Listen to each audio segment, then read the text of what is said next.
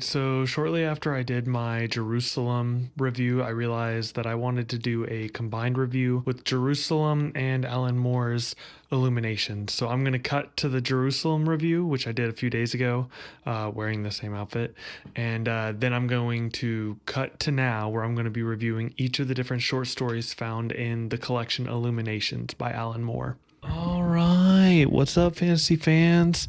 So lately I've been reading this short story collection by Alan Moore called Illuminations. Reading something by someone who I view as one of the best voices of our time made me think about a book I read about a year to 18 months ago, somewhere in that time frame, and I absolutely adored it, and it has stuck out in my mind, and that is Jerusalem by Alan Moore. I'm guessing if you clicked on this video, you already knew what it was. Poverty was timeless, and you could depend upon it. It was never out of fashion. Places don't stay where you left them. You go back there anywhere, and even if it looks exactly how it did before, it's somewhere else. Each day and every deed's eternal, little boy. Live them in such a way that you can bear to live with them eternally. What is this book about? Why do I love it so much? Why am I called to review it over a year after my completion of it? Because I usually like to review books, shortly after finishing them. But every once in a while you have a book that percolates in your mind, and I read this long before I started my BookTube channel. I'm still called to review Jerusalem, and I think that is telling of the quality of the story we get. So the story of Jerusalem is divided into 3 segments, and primarily it follows Michael and Alma Warren, but it really follows multiple characters from multiple generations and from multiple different locales. You may follow characters that are derived from different locations, that may be immigrants from other places, but all of the story takes place in the boroughs. So the boroughs is a section of Northampton where Alan Moore grew up, and this book is kind of his way of commemorating and memorializing the boroughs. It was a lower income area, and it's been kind of destroyed recently. Time has not been kind to the boroughs, so Alan Moore, as a project of passion, wrote this absolute masterpiece. Now, Alan Moore is famous for his work on Watchmen, Miracle Man, Swamp Thing, League of Extraordinary Gentlemen, V for Vendetta. I mean, the list goes on. This man is an absolute brilliant author, and I do think he needs a lot more fantasy fans to really jump on, because he is a fantasy writer now. It may be kind of urban style fantasy, and it may be, a bit atypical to what most people view as fantasy nowadays, and is very different from his comic book work. But I think Jerusalem is probably my favorite work by him. I don't know, Saga of the Swamp Thing's pretty up there, but I think Jerusalem is just in a league of its own, and it's an absolutely brilliant story. The book of Jerusalem can be divided into 3 books, and book 1 is probably the most disjointed, and that is the boroughs. So we open up with Alma Warren, and she is the older sister of our other main character, Michael Warren. And in this first prelude chapter, she is a little girl, or she is the adult version of herself having a dream of her as a little girl, but the dream is not how events actually transpired. Anyway, you're dropped into the shoes of Alma Warren. And then the next chapter, you're getting her great-grandfather as he is painting this sign way up in the sky and happens upon an angel. In the next chapter, you're following Alma again, and then you're following a priest trying to establish a church in what would become Northampton, what would become the boroughs. And you also follow a prostitute. You follow a failed poet. You follow even Charlie Chaplin at one point. And in the boroughs, that's what I'm saying. It's very disjointed, but don't worry. All of this stuff will cycle back. And this is both a generational story of the Warrens, while also being just an epic generation-spanning tale of the boroughs of Northampton. Michael Warren choked on a cough drop when he was 3 years old, and he apparently died for a few minutes. And when he came back, he had all these visions of a world beyond, and he forgot about them. But his sister Alma, who listened to his stories, remembered them and is commemorating them in an art gallery exhibit. It's kind of like this meta stand-in for Alan Moore's own book, which is what you're reading, which is Jerusalem. But book 2, Mansoul, is about Michael Warren's descent into Mansoul, which is a version of hell where you have angels that instead of playing billiards, they play on giant trilliards players, like how billiards is played in the third dimension, trilliards is played in the fourth dimension. You have angels, you have demons, you have the Dead Kids gang. It is absurdist, it is dark, it is whimsical, it is satirical, it is endearing. And these Dead Kids, I thought, were the best part of this book. I really think Mansell carries this book. I think all three sections are genius in their own way, but I will give it to Mansell for being my personal favorite book within Jerusalem. After Mansell, you get to Vernal's Inquest, which Vernal's Inquest kind of juggles between the more supernatural elements of Mansell of book 2 and some of the more mundane aspects of book 1, The Burrows, and it kind of leads up to this art gallery that Alma Warren is having. And you follow a lot of characters from part 1, you follow a lot of characters from part 2, and I've seen a lot of people that really love part 2, Mansell book 2, and they thought that book 3 kind of ended on a whimper. I completely disagree. I think the ending was supposed to make you feel a little empty in the way that Alan Moore is feeling a little empty and that his hometown is being basically decimated before his eyes. And I feel like you're supposed to feel that way. And I just think with a book with this level of passion and this level of intention, you can't really look at it and be like, oh, that ending was a whimper, because it was made to elicit the emotions that Alan Moore aimed to elicit. So if you're unsatisfied with feeling those emotions, I'm sorry. I personally thoroughly enjoyed the ending, and I think it is well worth the 1,300-page ride.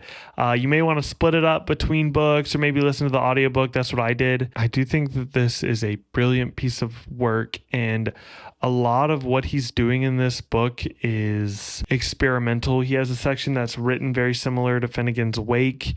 He has a section where time is both moving forward and backward through the text. It's very hard to explain. He breaks the fourth wall multiple times with the reader, and this book is just very unlike anything else I've ever read. And I do think that it needs to be on more people's radar. I understand that it's a big ask with its page count, but I thought that this work was nothing short of brilliant. All right, so the first short story in this magnificent collection by genius writer Alan Moore is Hypothetical Lizard. She wanted to scream at the indifferent windows of the house without clocks, still shuddered against the morning light while those beyond enjoyed whatever sleep they had earned the previous evening. She wanted to cry out and wake the city of luck itself, alerting it to this abomination perpetrated while Liavek looked the other way, unsuspecting. But of course she could say nothing. The enormity of what had occurred remained locked within her, something scaly and cold and repugnant inside her mind, which could never be seen, never be touched, or spoken of to another. Curled in the unreachable dark behind the porcelain mask, it basked, beyond proof, beyond refute, hardly there at all. So in Hypothetical Lizard, we pick up with these girls and, well, men as well.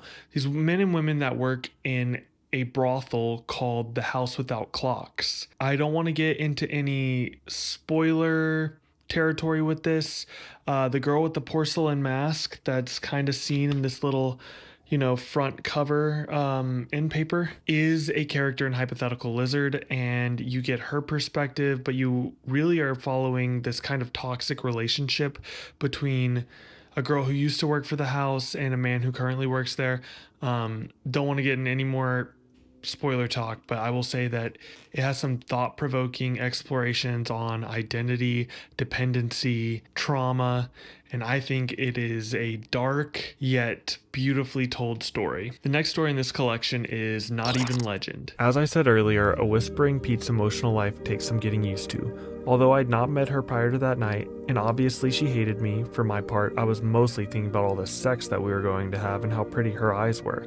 And yes, I was feeling guilty about her, about the lot of them. I know it makes no rational sense when this was the first time that I'd laid eyes on them, but it was the last time that they'd laid eyes on me, the last time they do a lot of things. Though I accept it's pretty much impossible for me, I try to see things from their point of view, and that's why I felt sorry for them. I knew when I met them 2 weeks time ago it wouldn't seem so bad, but I still wanted to give them a while together on what was, from their perspective, their last night. I didn't get up and leave straight away, is what I'm saying here. I'm not a monster. So Not Even Legend was written well after Hypothetical Lizard, and there's even references to COVID, so you know that this is a post-quarantine piece of fiction. And Alan Moore perfectly implements this kind of style where Not Even Legend, I think, demands a reread, but in reverse order. So you have one narrative that is following all of these basically cryptid fan club members. They believe in the paranormal. And there's a second plot following a member of this paranormal world, but that part of the story is being told in reverse order. So I recommend reading Not Even Legend all the way through and then reading those sections back. At least that's how I experienced it, because I didn't realize it was being told to me reverse order. Or another way you go about it, skip all the italicized regions, get to the end of the story, and then read in reverse. But that kind of ruins some of the joy of figuring out how the story works and intertwine with each other. So next up in this collection, we have Location, Location, Location, which is honestly vying for one of my favorite entries in this entire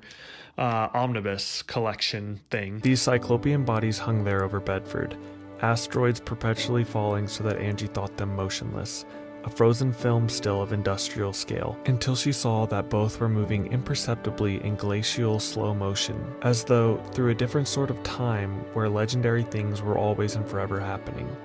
The sun-clad woman's lips began contorting to a scream, unhurried as an opening flower. Although more thin and tremulous than she remembered it, the 40-ish solicitor had at last received her misplaced voice. Location, Location, Location is about the last woman on Earth, and she is a type of realtor, property agent, and she is the last person on Earth. Jesus has returned, and it's Revelations. But in this, it kind of shines a satirical light on the book of Revelations and on Christianity as a whole.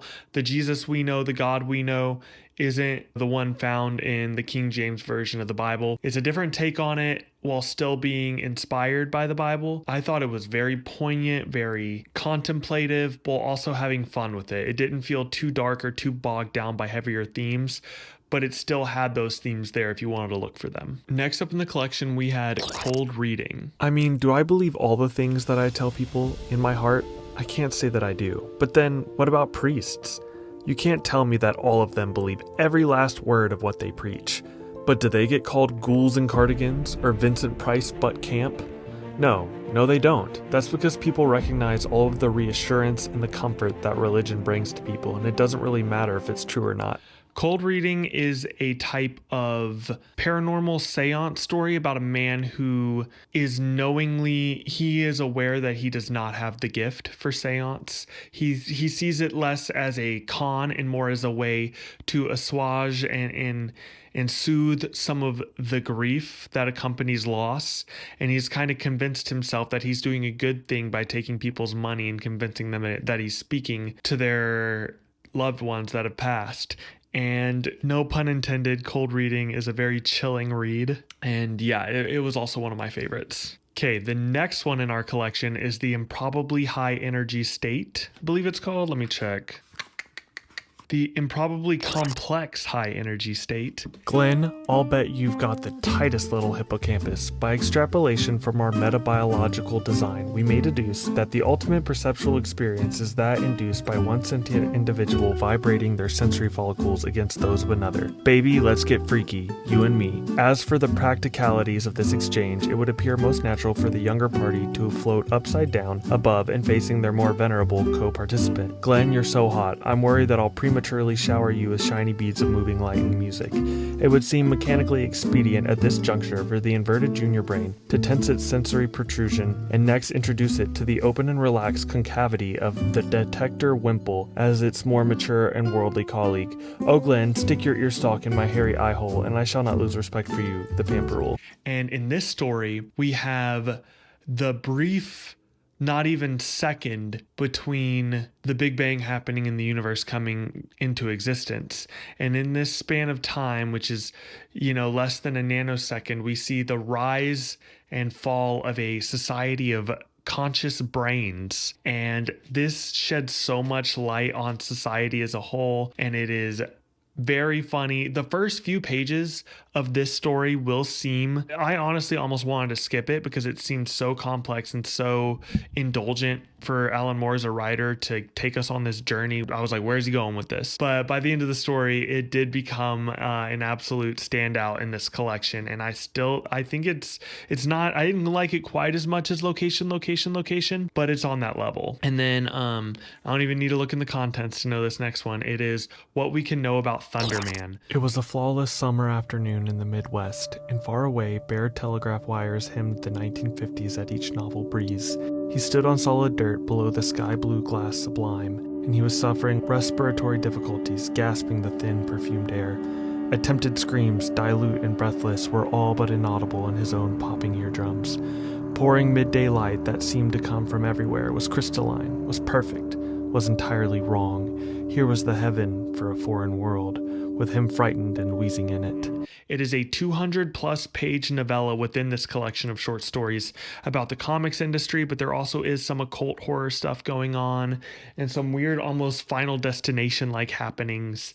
But he also sheds a light on a lot of stuff throughout comics history that he was probably aware of while he was working in comics, and just things he's heard about post leaving the industry, because this has references all the way up to the Snyder Cut of the Justice League. You know, like it has meta references to that, so a lot of them are very up to date and some are a little bit older. He shines a light on the way Jack Kirby was treated by Marvel. It shines a light on a lot of things, the over-sexualization of certain comic book characters, and the lack of originality. A lot of people just taking other characters and not really even implementing their own storylines. They are rehashed, redone storylines that came decades before. And I thought it was a little more cynical than I would view the comic book industry now. I believe in the time when he was working, this is a pretty apt portrayal of the comic book community. But I think, you know, with creators like Tom King, Ram V, James Tynion, Brian K. Vaughan, like we are seeing good quality writers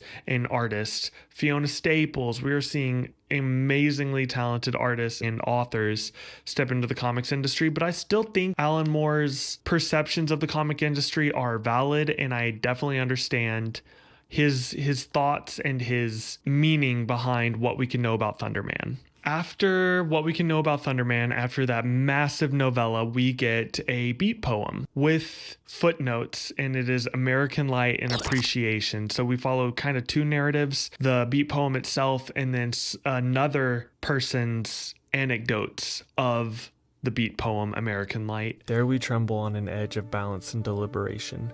Scarcely light of heart or yet of feather heavy, fixed by our conclusion neither we nor world were real things at the last. Seeking in hopeless fog a clarity, we take our single long step from fictitious history into the truth of empty air, and in our breast is all beat and all movement ceased.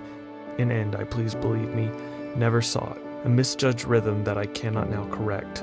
Of this mind then, and follow close by black-pedaled dog, in self-wrought ankle chains I shuffled on, and up at Seventh Corner was arrested by the Greyhound station's unimaginable absence, ghostly orchestra of throaty engine sighing brake, echoing voice against a roof celestially distant. I thought the beat poem itself was really beautiful. The footnotes, I thought some parts of it were really creative. Some parts of it, I was like, okay, come on. Let me get back to the beat poem. I did think that beat poem was really well implemented in this short story collection.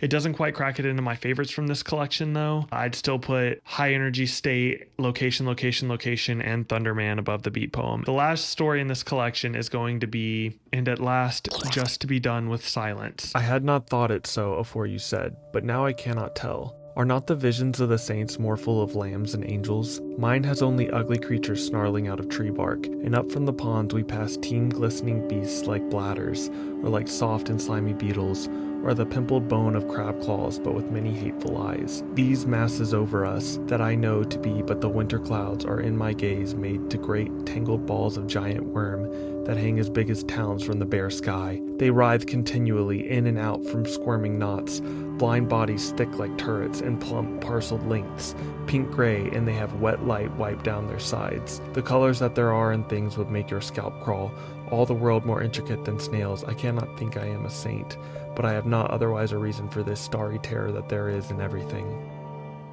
Which is a dialogue between two men, and it is dark, it is comedic, and it was the perfect way to end this story. It's very short at about 8 pages, but I think it perfectly encapsulated madness, and it gave you a very eerie feeling, and I thought it was a great way to close out the this awesome collection. So at the end of the day, I would give Illuminations about a 4.25. There's a few things. I think the beat poem footnotes could have been a little bit better. I think Hypothetical Lizard could have been touched up a little bit more.